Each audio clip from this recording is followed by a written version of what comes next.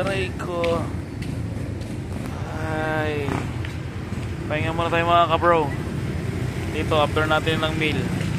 Doon. Dito pa lang tayo sa Tayabas, Quezon. So konting usad na lang mga kabro. Makakating na tayo sa North Caloocan. Tambay muna tayo dito, pahinga mga kabro. So haba ng biyahe natin eh. So relax muna tayo.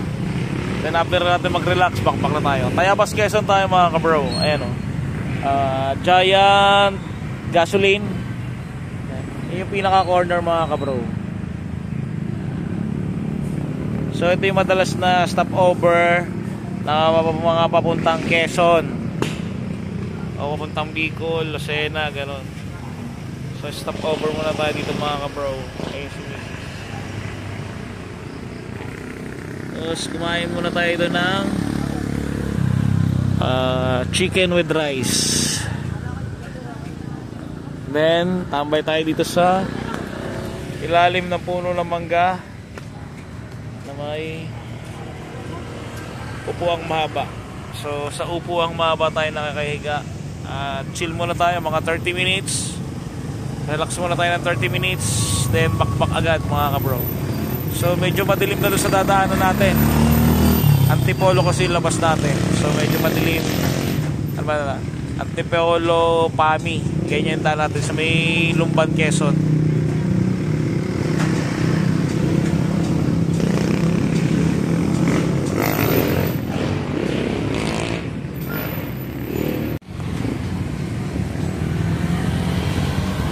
Hindi rin naging maganda, hindi din biro yung biyahe natin mga kabro, no?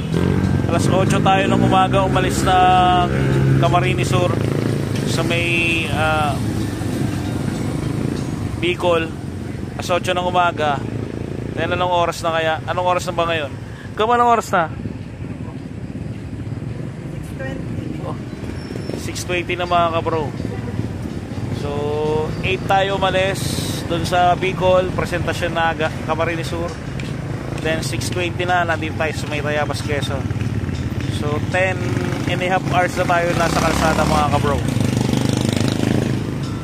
Kapag pabiyahe kayo mga kabro na medyo malayo-layo katulad ng Bicol, kailangan mga kabro good condition yung motor nyo. Check nyo yung brakes, yung ilaw mga kabro.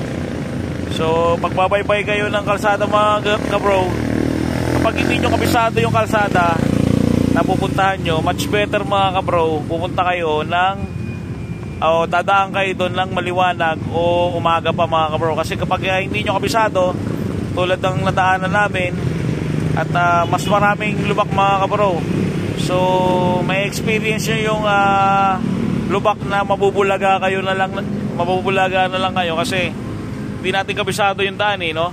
So dito sa bandang Tayabas na medyo kabisado na natin kasi maganda na yung daan dito eh.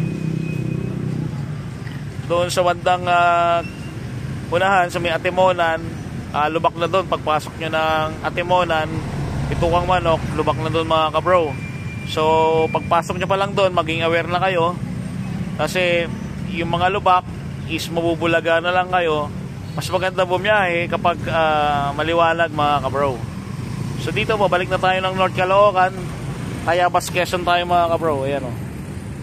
Ayun yung pinaka corner niya, Giant Gasoline niya mga kabro. Ayan yung pinaka crossing niya. Ayan. So siguro biyahe natin, siguro may mga almost 5 hours pa tayo makakarating ng North Caloocan.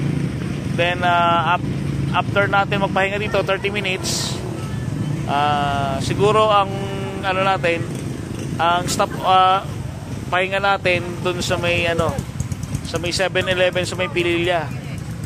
So dun yung travel natin. So 2 hours. After neto 2 hours, pahinga ulit tayo. Then back diretso na tayo ng North Caloocan. So isang pahinga na lang yung gagawin natin mga kabro para maaga tayo makauwi. Siguro 10 or 11 makakarating na tayo ng North Caloocan.